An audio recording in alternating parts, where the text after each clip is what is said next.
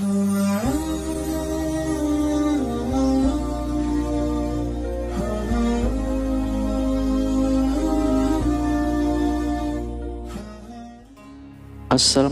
warahmatullahi wabarakatuh.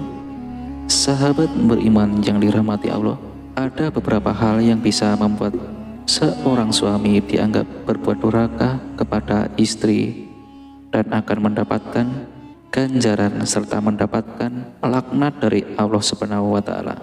Beberapa hal tersebut kadangkala tidak disadari oleh sang suami. Lalu apa saja perkara yang dilaknat oleh Allah Subhanahu wa Ta'ala? Yang pertama adalah menjadikan istri sebagai pemimpin rumah tangga. Sebagaimana sabda Rasulullah SAW, tidak akan beruntung suatu kaum yang dipimpin oleh seorang wanita. Hadis riwayat Ahmad. Saat ini banyak suami yang malas bekerja dan menyandarkan kebutuhan hidupnya kepada istri, sehingga secara tak langsung menjadikan istri sebagai pemimpin rumah tangga. Lalu yang kedua, tidak memberi uang belanja ataupun nafkah. Sebagaimana sabda Rasulullah SAW, seseorang yang cukup dipandang berdosa bila ia menelantarkan belanja orang yang menjadi tanggung jawabnya. Hadis riwayat Abu Daud. Yang ketiga, tidak melunaskan mahar pernikahan. Sebagaimana sabda Rasulullah SAW, siapa saja laki-laki yang menikahi seorang perempuan dengan mahar sedikit atau banyak, tetapi dalam hatinya berarti tidak akan menunaikan apa yang menjadi hak perempuan itu, berarti ia telah mengacuhkannya bila ia mati sebelum menunaikan hak perempuan itu kelak. Pada hari kiamat, ia akan bertemu dengan Allah, yaitu sebagai orang yang fasik. Hadis riwayat Tabrani. Kemudian yang keempat, mengabaikan kebutuhan seksual istri suami yang berhubungan intim hanya untuk memuaskan kebutuhannya saja dan tidak peduli pada istrinya.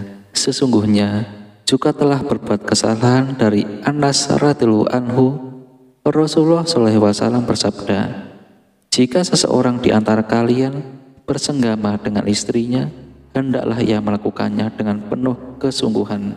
Selanjutnya, bila ia telah menyelesaikan kebutuhannya dan mendapatkan kepuasan, tetapi istrinya belum mendapatkan kepuasan, janganlah ia buru-buru menyelesaikannya sampai istrinya menemukan kepuasan.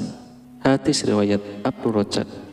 Lalu yang kelima, berjima ketika istri haid atau melalui dubur. Dari Ibnu Abbas radhiyallahu anhu berkata, Umar bin Khattab datang kepada Rasulullah SAW dan ia bertanya, "Ya Rasulullah, saya telah binasa." Beliau bertanya, "Apa yang menyebabkan kamu binasa?" Kemudian ia menjawab, "Semalam saya telah membalik posisi istriku, akan tapi dia tidak menjawab sedikit pun." Lalu Rasulullah SAW bersabda, "Istri kalian adalah ladang bagi kalian, maka datangilah ladang kalian di mana dan kapan saja kalian inginkan." Selanjutnya beliau bersabda, "Datangilah dari depan atau belakang, tapi jauhilah dubur dan ketika haid." Hadis riwayat Tirmizi. Yang keenam, menuduh istrinya berzina. Sebagaimana firman Allah Subhanahu wa Ta'ala dalam Quran surah An-Nur ayat 6 sampai 7, dan orang-orang yang menuduh istri mereka berzina padahal mereka tidak mempunyai saksi-saksi selain diri mereka sendiri, maka kesaksian satu orang dari mereka adalah bersumpah 4 kali dengan nama Allah bahwa sesungguhnya dia adalah termasuk orang-orang yang benar, yaitu dalam tuduhannya, dan kelima kalinya ia mengucapkan bahwa laknat Allah akan menimpa dirinya jika ternyata ia tergolong orang-orang yang berdusta. Quran surah An-Nur ayat 6-7. Kemudian yang ketujuh, memukul dan menjelek-jelekkan istri di hadapan orang lain.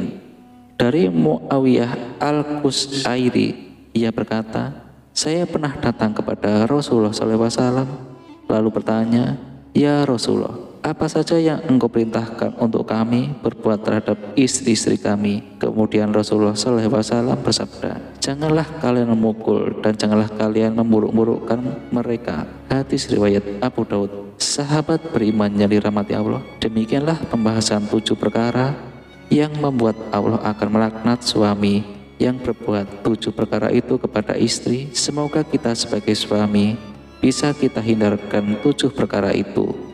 Dan untuk para istri, jika suami Anda melakukan perbuatan 7 perkara tersebut, ingatkanlah bahwa perbuatan tersebut adalah mengundang laknat Allah kepada suami. Wallahu alam. Demikian yang bisa saya bagikan. Semoga bermanfaat untuk kita semua. Amin ya rabbal alamin. Assalamualaikum warahmatullahi wabarakatuh.